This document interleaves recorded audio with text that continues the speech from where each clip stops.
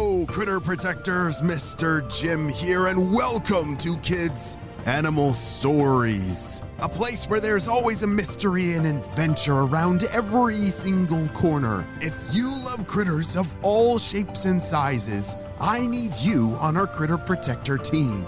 Join our adventure as we learn about critters from around the world and in our backyards. Well, my friends, are you ready for today's adventure? Me too, let's go!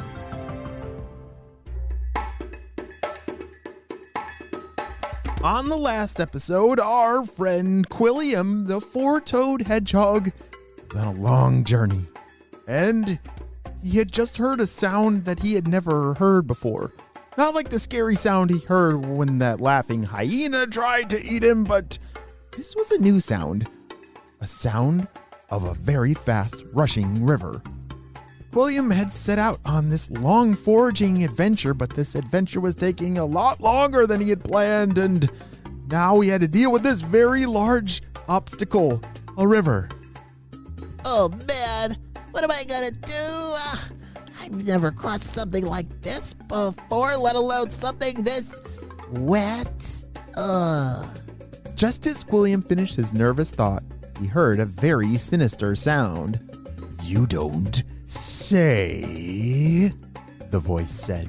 Quillium jumped and looked around, and right in front of him, slithering through the water, was a water cobra. Hey, get back! I'm warning you! Quillium called out to the cobra. He was nervous, but he knew he needed to act strong and brave. "Oh, don't work yourself, silly.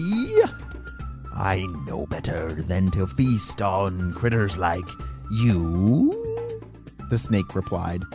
Quillium took a little sigh of relief. Why don't you get on your way then? "Suppose I will.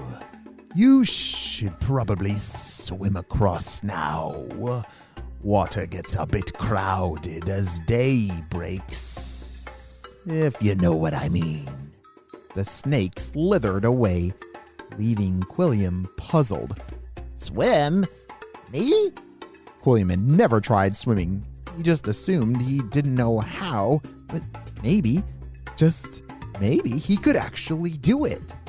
Have you ever tried swimming before? Or can you remember the time when it was your first time getting into the water? Like a swimming pool or a lake or the ocean? Yeah. Was it scary at first, or it looked like super duper easy? Well, it can be a very scary feeling, yeah, when you're getting into water for the first time, and that's exactly what Quillium is feeling right now.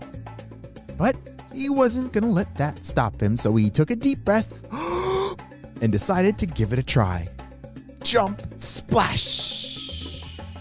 As he bobbed his head up in the water. Hey, this is fun, actually. Quilliam realized he was actually pretty good at swimming. He made it across with ease as his little feet were paddling. It was so adorable. Oh, look at those little adorable paws. You know, although four-toed hedgehogs spend a lot of time traveling on land, they are actually really good swimmers. Quilliam scurried through a few yards of brush and tried to find a place to sleep. He was exhausted and actually a bit hungry too. I need just like a little daybreak snack. I wonder what's around here. Let's see. Quilliam looked around and thankfully found a perfectly delicious scorpion. Ah, what? Don't eat! He's gonna eat a scorpion. Oh, he's eating it! It's crunchy! Oh, aren't scorpions dangerous? Yeah, well, yes, to humans and many other critters, they are very toxic. But did you know that hedgehogs have another little trick up their sleeves? Well, they don't have sleeves. Up their fur? They are able to eat toxic scorpions and even sometimes venomous snakes because their bodies can handle the poison.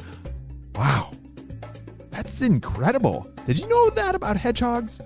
After Quilliam's terrifying snack, he curled up and dozed off to sleep. When he finally woke up, It was already sunset, and he was very much ready to get across and finish his adventure. He moved quickly and barely stopped for even a little snail snack or insect breakfast. Finally, after the longest journey, he made it across the terrain. It was like a whole new world he'd never seen. New plants, fun rocks to climb and hide on, a beautiful tree, delicious anthills, logs with insects hiding under them, and more hedgehogs. Quilliam rubbed his eyes. I can't believe what I'm seeing. Quilliam was a little bit surprised to see more hedgehogs foraging around. But then again, he was used to doing most everything alone. The longest Quilliam had ever been with other hedgehogs was when he was just a little hoglet. Baby hedgehogs, or hoglets, that's a hilarious name, stay with their mother for just a little bit longer than 6 weeks, and then they're off on their own. What? 6 weeks? Have you ever seen a little 6-week-old human? Like a little baby brother or sister? Whoa, I cannot imagine a little 6-week-old baby off on their own, but hedgehogs are built different. Quilliam was a little nervous though, almost thought maybe he should turn back. But then he got a little bit of courage and thought, Maybe I'll make a friend who likes adventure like me. Maybe there's another hedgehog that likes going on fun adventures. After sticking to himself a little bit and trying not to bother others, he did finally meet a hedgehog named Spike. Hi there. My name's Quillium, he said shyly. Oh, hey there, my name's Spike, Spike said very confidently. Are you new around here? He asked. Yes, I'm from way across the field over there. It took me 2 days to get here, but I like adventure, so it wasn't too bad. Whoa! That's amazing! I've always dreamed of going on long adventures like that. I love foraging and finding new places. Oh, that all sounds like so much fun, said Spike. As Spike and Quilliam talked, they soon realized that they had a lot in common.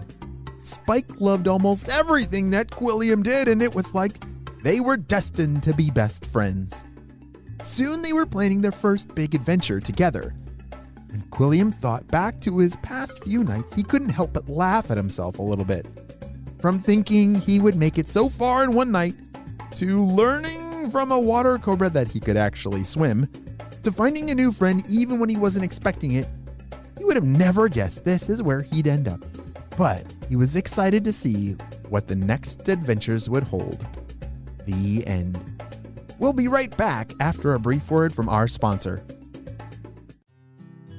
Great job, you listened all the way to the end. Hey friends, how are my critter protectors doing? If you want to become a critter protector just like me and a lot of my friends, have your parents check down in the show notes below where you can learn what it takes to be a critter protector.